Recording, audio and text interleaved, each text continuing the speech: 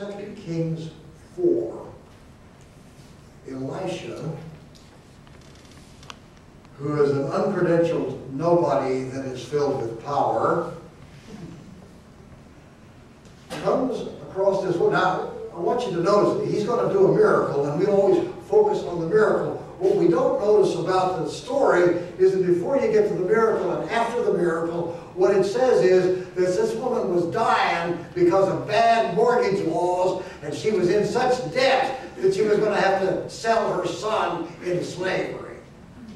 And at the bottom of it, it says she did not have to sell her son into slavery, and her son lived with her on the supply of stuff that Elijah had given all their happy days. So it's a movement from unbearable indebtedness to being free at last, by God Almighty, free at last.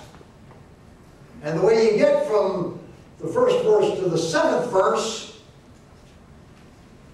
is because Elisha is a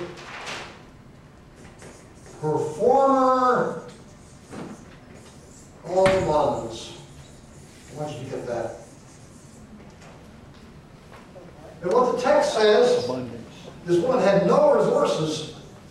And Elijah says, call the other women in the neighborhood, get all the women to bring all their pots and pans, because I'm about to do one hell of an olive oil miracle. And he turned on the olive oil, very valuable commodity, and it ran and it ran and it ran. Get some more pots and pans. And she said, there aren't any more in the village. They're all filled up. Well, turn it off. And he said, that'll be enough. My colleague Kathleen O'Connor says it's a mobilization of all the women in the village. It's the village rallying around and watching the appearance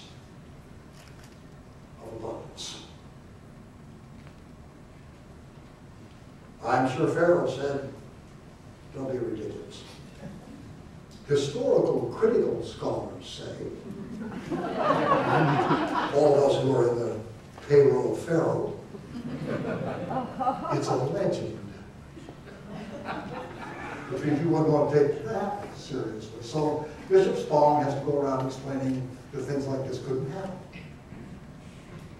in the world of Darwinian science and market ideology.